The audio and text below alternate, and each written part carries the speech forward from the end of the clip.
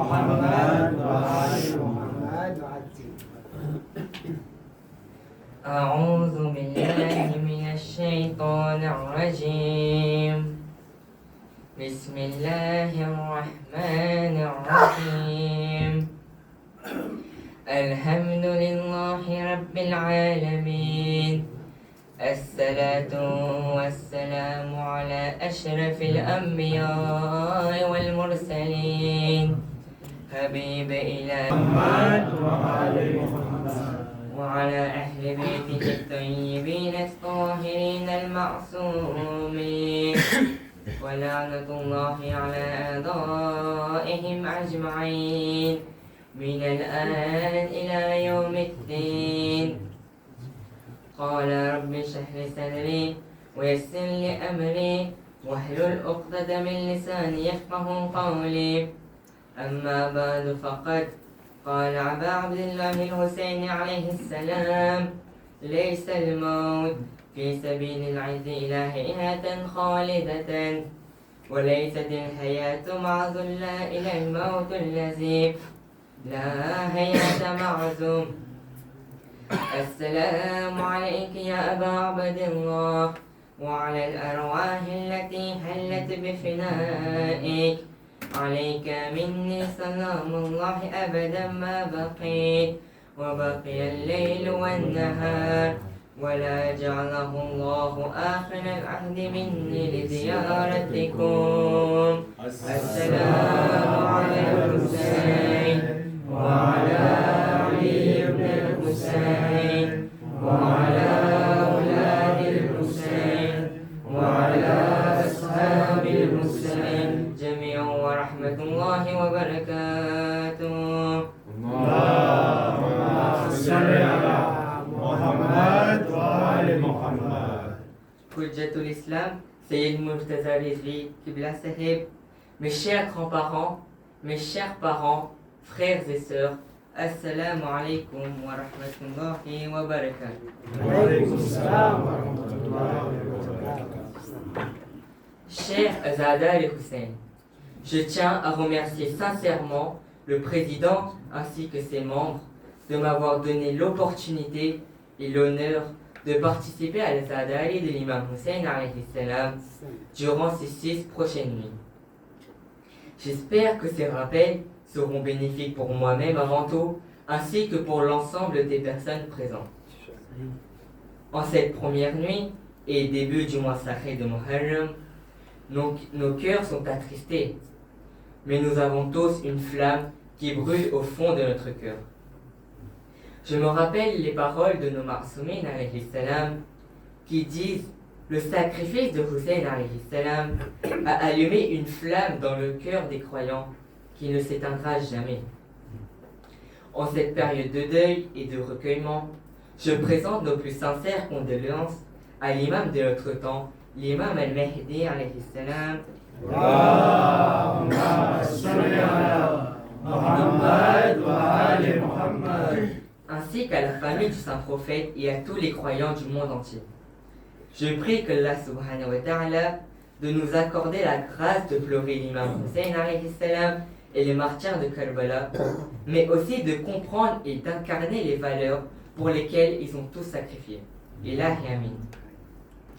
Durant ces 6 majalis, nous allons aborder un sujet qui suscite parfois des interrogations. Est-ce que l'imam Hussein alayhi salam est allé volontairement vers la mort à Karbala le 10 Muharram? Ce sujet fait l'objet d'une discussion fondamentale et d'un grand débat philosophique dans le domaine de l'histoire de l'islam et dans le domaine de la théologie.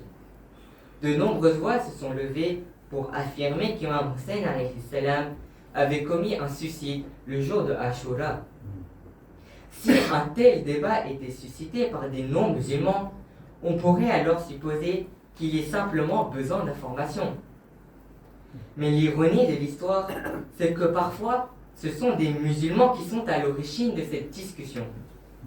Or, de nombreux non-musulmans qui ont étudié les événements du jour d'Ashura ne sont pas parvenus à une conclusion pareille. Bien au contraire, des hommes aussi connus comme Gandhi ou Charles Dickens à travers les événements d'Ashura, ont affirmé cette vérité bien différente.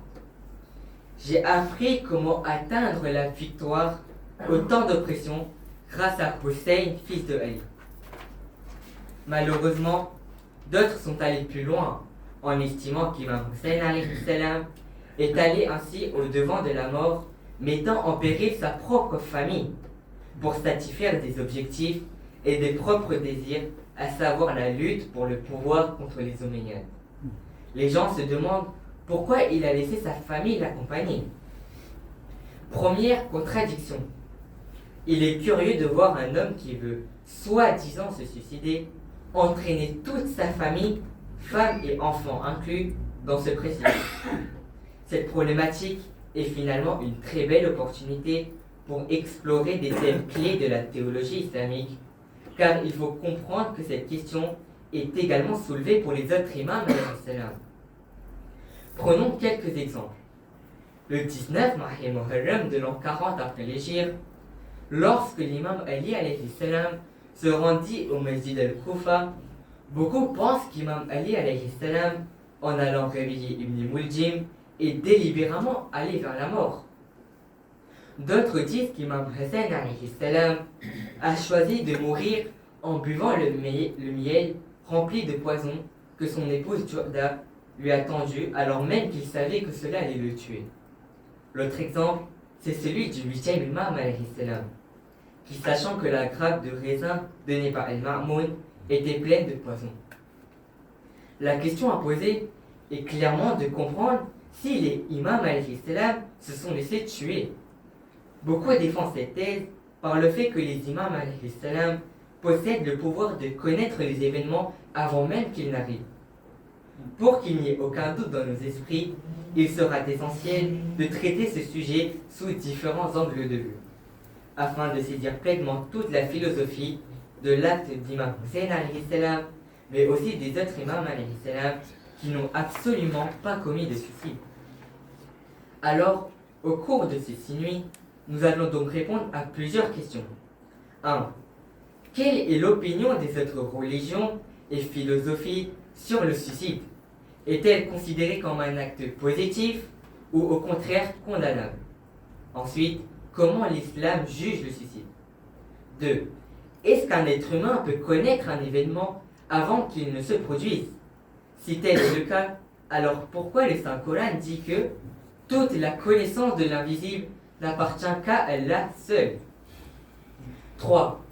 Quels sont, selon le Saint-Coran, les attributs et les qualités qu'une personne doit avoir pour qu'elle puisse avoir le privilège de bénéficier de la connaissance d'un événement avant qu'elle ne se produise? 4. En quoi le concept du 30 000 contre 18 000 est crucial dans notre réflexion?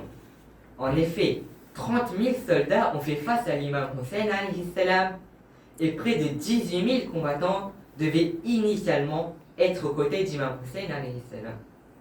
5. Pourquoi l'adhésion de Jalabir Hur, le jour de Ashura, met-elle en évidence le fait qu'imam Hussein alayhi salam n'était pas dans la posture d'une personne désirant se suicider? L'analyse précise de chacune de ces questions apportera des éléments de compréhension de l'attitude de Hussein ibn Ali et de l'ensemble des imams. Par Mohammed wa ali Mohammed salawat. Allahumma salli ala Muhammad wa ali Muhammad. Le mot suicide porte naturellement une sens fortement négative. Il est pour ainsi dire impossible de trouver une seule personne dire que le suicide est un acte plaisant. Même dans la société japonaise, le suicide est associé à un acte ultime qui permettra à un homme de regagner son honneur. Encore une fois, c'est un acte qui porte en lui la négation même de la réussite et l'expression d'une fuite en avant. Le sens commun dira qu'une personne qui se suicide est psychologiquement fragile, dans un état de désespoir, ou est une personne qui affronte ce monde et ses épreuves dans un état psychologiquement chaotique.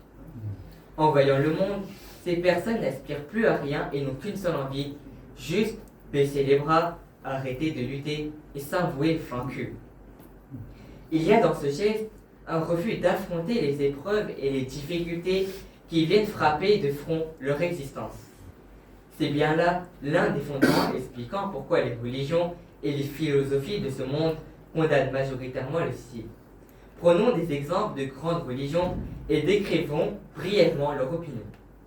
L'hindouisme. L'hindouisme est une religion ou philosophie qui est pratiquée par près de 80% de la population indienne.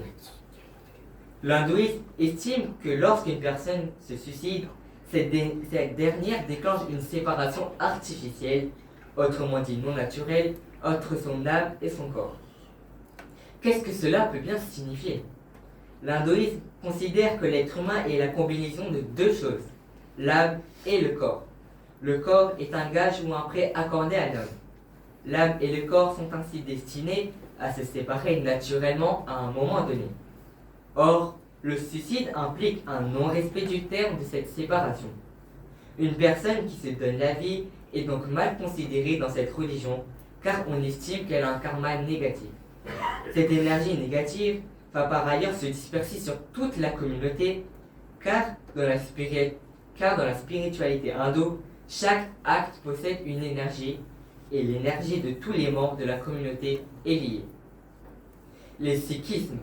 Le sikhisme est une religion dharmique monothéiste fondée dans le Pendjab au nord du sous-continent indien au XVe siècle. Donc, dans le sikhisme, Dieu est le seul à donner la vie et à le reprendre. Il lui donne par ailleurs la responsabilité du corps. Lorsqu'un être humain décide de se suicider, il enfreint ce principe et s'accorde un droit qui est l'attribut de Dieu seul, le droit de se donner la mort. Le suicide est donc considéré comme une offense et une désobéissance à Dieu. Le judaïsme. Le judaïsme juge très négativement le suicide pour deux raisons. La première raison est que le suicide est un déni du pouvoir de la supplication qui relie le Créateur et la créature. Cela signifie que quelle que soit la situation d'une personne, son état de besoin, ses difficultés et l'adversité, Dieu seul sera là pour lui et lui apportera de l'aide par la puissance des prières et des supplications. En se suicidant, une personne, outre le déni de la puissance et de la supplication, dénie également l'existence de ce lien privilégié qui existe entre lui et son Créateur. La seconde raison pour laquelle le judaïsme condamne le suicide est qu'il considère que l'homme qui a lutté pour son dernier souffle doit partir de ce monde en luttant pour son dernier souffle. L'homme a la volonté innée de lutter et de trouver son chemin. Le judaïsme refuse donc le départ dans le chaos qui est l'état d'un homme qui fait le choix de ne plus lutter. Le judaïsme propose la conclusion suivante. Ô homme, tu nais en luttant, alors quitte ce monde en luttant. En conclusion, nous avons vu ce soir que le suicide est un acte condamné par la plupart des grandes religions et philosophies de ce monde. Malgré leurs différences, elles se rejoignent toutes sur un point essentiel. La vie est un bien précieux qui ne doit pas être détruit volontairement. L'hindouisme, le sikhisme et le judaïsme considèrent chacun à leur manière que l'être humain ne possède pas le droit de mettre fin à sa propre existence. Cette première réflexion est importante car elle nous permet déjà de comprendre qu'accuser une personne aussi exceptionnelle que l'imam Hussein alayhi salam d'avoir commis un suicide n'est pas une affirmation qui peut être acceptée sans une étude sérieuse et approfondie. Mais une question demeure. Si toutes ces religions condamnent le suicide, qu'en est-il de l'islam? Que disent réellement le Saint-Coran et les Ahlul Bayt et les enseignements du Saint-Prophète à ce sujet? Inch'Allah, demain soir, nous poursuivrons notre réflexion en étudiant la position de l'islam concernant le suicide et nous commencerons également à analyser la question de la connaissance de l'invisible. ربنا تقبل منا إنك أنت السميع العليم. سلام. اللهم صل على محمد وآل محمد.